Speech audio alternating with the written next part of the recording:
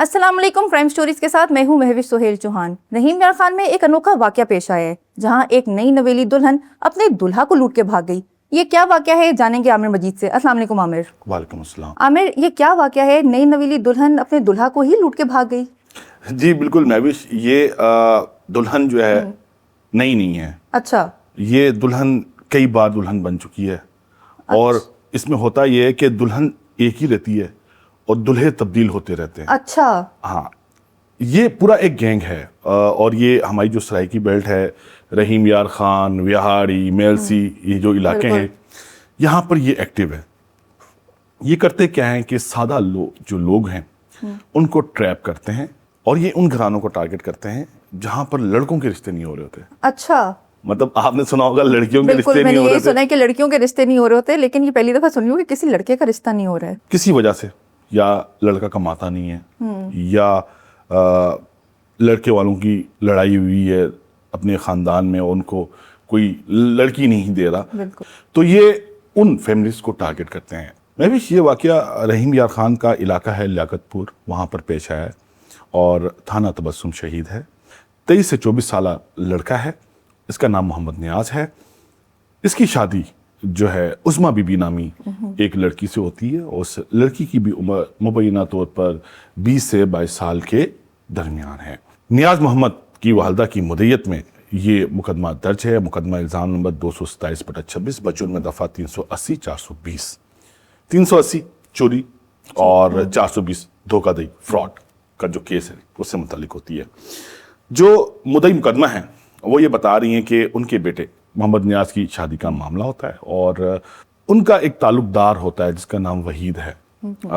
وہ ان سے کہتی ہیں کہ میں نے اپنے بیٹے کی شادی کرنی ہے، تو انہوں نے کہا کہ میں آپ کی بیٹے کی شادی کروا دیتا ہوں۔ اچھا، جس طرح میں نے آپ کو کہا کہ دلہن جو ہے وہ سیم ہے اور دلہے کئی ہو چکے ہیں، تو یہ جو گینگ ہے یہ ایک اسی طرح کی واردات کر کے وہاڑی میں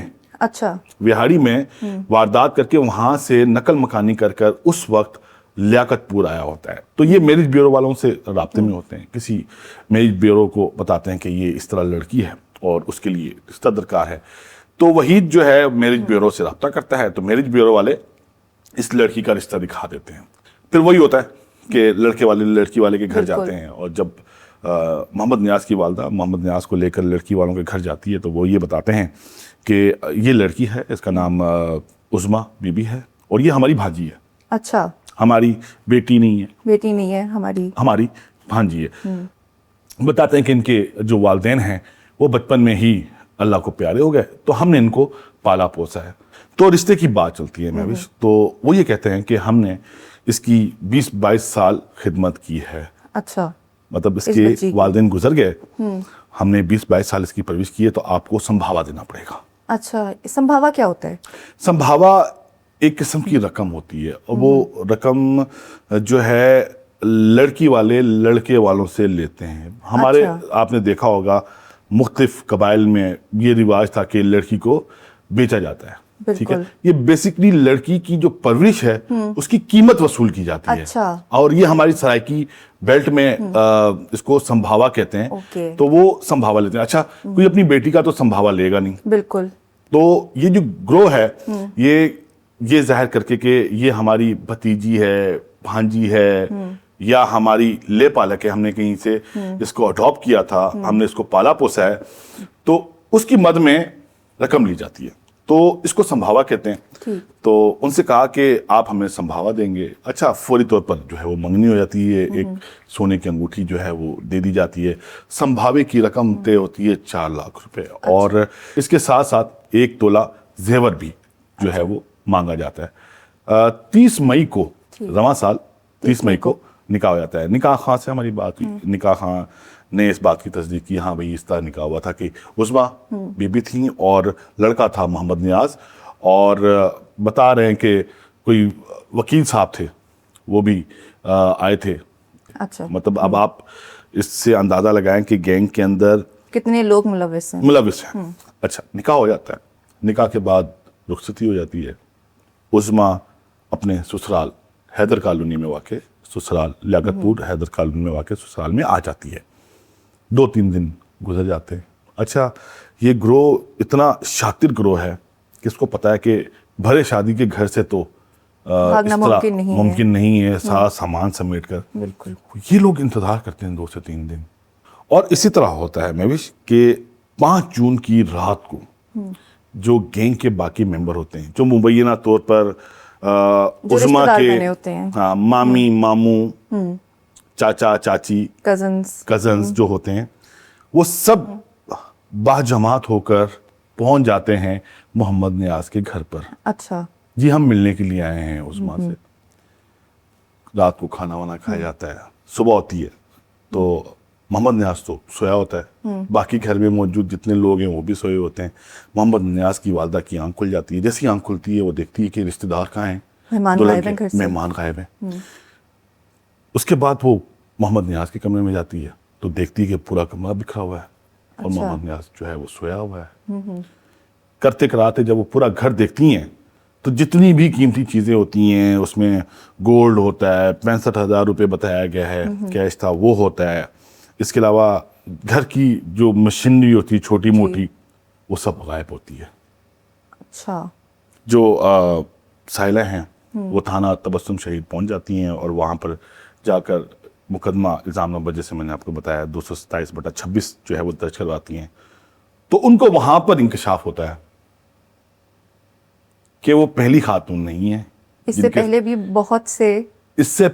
बहुत से केसेस जो हैं वो रिपोर्ट में हैं। इसके बाद फिर जब ये टीपीओ रहीम यार खान के पास ये दरख्वास्त जाती है तो वहाँ पर जाकर इंकशाफ होता है कि यही कोई रवां साल के पहले 4-5 माह में इस तरह के कोई 20 से ज़ायद वाक़यात पेश आए हैं और इन वाक़यात में ग्रुप के हाँ इसी सेम ग्रुप के, और ये वाक़यात जो हैं रहीम यार खान, विहाड़ी और मेलसी का जो इलाका है वहाँ पर पेश आए हैं। और इन तमाम वाक़यात में दुल्हन एक है, दुल्हे 20 हैं और तरीका वारदात भी सेम है। इसी तरह संभावा लेते हैं, तलाई जेवरात लेते हैं। अच्छा इनसे तो 1 तोले सोना लिया गया है, बास वाक़यात में तो 20-20 लाख रुपए संभावा लिया गया है और 5-5 तोले जेवर भी लिया गया है। Oh my God. और इसके अलावा जो मजीद इंकशाफ हमारे सामने आया कि ये एक ही कारोबार नहीं है इनका। इसके अलावा जो चीज़ सामने आई है, क्योंकि जो खातून हैं उनकी तस्वीर हमारे पास है, जो लड़के वाले हैं शादी इसी तरह हुई थी जिस तरह गांव देहातों में होती है, बिल्कुल ईंटों के मकान आपको नजर आ रहे होंगे। वहां पर 2-3 बंदे चारपाई पे बैठे हुए हैं, कोई 2-3 बंदे जमीन पर बैठे हुए हैं, लेकिन उन्होंने उसके बावजूद भी वीडियोस बना ली थी। आपको पता है आजकल सोशल मीडिया का दौर है, हर किसी का टिकटॉक अकाउंट है, हर किसी के पास मोबाइल है, तो उन्होंने वीडियोस बना ली। अच्छा इन तमाम केसेस में कहीं ना कहीं किसी ना किसी तरीके से दुल्हन की तस्वीर और उसके जो गैंग मेंबरान हैं उनकी तस्वीर सामने आ गई। तो पता ये चला ना सिर्फ शादी बल्कि सोशल मीडिया पर जो सादा लोग इंसान होते हैं, जो लोग होते हैं जिनके पास पैसे होते हैं, उनको जो है वो ट्रैप किया जाता है, मिलने के लिए बुलाया जाता है, फिर वही रेप का केस जो है वो दर्ज करवाया जाता है, फिर उसके बाद उनसे मोटी रकम ली जाती है और उसके बाद वो केस वापस ले लिया जाता है। और ये गैंग काम कर रहा है। मैं आपको बता रहा हूँ कि ये इब्तदाई 5-6 माह रवां साल के और इतने केसेस हो गए हैं, लेकिन इसके बावजूद भी 6 माह तो गुजर चुके हैं, इस गैंग का एक भी कारिंदा पुलिस गिरफ्तार नहीं कर पाई। अच्छा आमिर, शुरू में आपने एक मैरिज ब्यूरो का जिक्र किया गया था, तो क्या उस मैरिज ब्यूरो के किसी ओनर से या किसी रिप्रेजेंटेटिव से उनकी बात हुई? जी बिल्कुल मैविश, मैरिज ब्यूरोज का तो हाल आपको पता ही है। लाहौर में जो मैरिज ब्यूरोज काम कर रहे हैं ये तो आप बाखूबी जानती हैं, लेकिन जो हमारे देही इलाके हैं वहाँ पर काम करने वाले जो मैरिज ब्यूरोज हैं उनका हाल क्या होगा इसका अंदाजा आप लगा सकते हैं। उनसे रब्ता किया गया, उनसे पूछा गया, उन्होंने कहा कि हमारे पास तो आए थे, हमें ये कहा था कि हमारी भांजी है, हमने इसका रिश्ता करना है। और मैरिज ब्यूरोज वाले जो हैं उनको सिर्फ पैसों से मतलब होता है, वो इतनी जो है वो तहकीकात नहीं करते, जांच पड़ताल नहीं करते कि जिसका रिश्ता लड़की है या लड़का है वो कैसे हैं, उनका चाल चलन कैसा है, उनका कोई क्रिमिनल रिकॉर्ड है या नहीं है, वो इसकी जांच पड़ताल नहीं करते। वो सिर्फ ये कहते हैं कि आप हमें फीस कितनी देंगे, तो वो अपनी फीस लेते हैं। अच्छा आमिर, मोहम्मद नियाज से पहले जितनी शादियां इस लड़की की हुई थी, क्या उनके घर वालों ने भी पुलिस से कोई राब्ता किया था? उन्होंने कोई शिकायत दर्ज करवाई थी? महविश, बहुत अच्छा सवाल आपने किया। ये जो केसेस मैं आपको बता रहा हूँ ना, 20 वाकयात, ये 20 वाकयात वो हैं जो पुलिस को रिपोर्ट हुए हैं।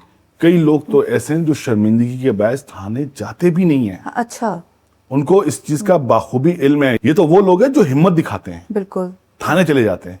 लेकिन बहुत सारे लोग ऐसे हैं, वो ये कहते हैं कि थाने जाएंगे, फिर कचहरी जाएंगे, वकीलों को पैसे देने पड़ेंगे, अहले इलाका मजाक उड़ाएंगे, वो पता ही नहीं चलने देते कि उनके साथ हुआ क्या हुआ है। क्या है, शर्मिंदगी के मारे। शर्मिंदगी के बायस वो बताते ही नहीं है। ये तो सिर्फ वो केसेस हैं जो पुलिस को रिपोर्ट हुए हैं। इतनी बड़ी तादाद है इन केसेस की कि इसका अंदाजा आप भी नहीं लगा सकती, मैं भी नहीं लगा सकता। बिल्कुल आमिर, हम उम्मीद करते हैं कि पुलिस इस गैंग को जल्द से जल्द गिरफ्तार करेगी ताकि मजीद किसी लड़के की ज़िंदगी जो है वो ना बर्बाद हो। मुझे यहाँ पे दीजिए इजाज़त। अल्लाह हाफिज़।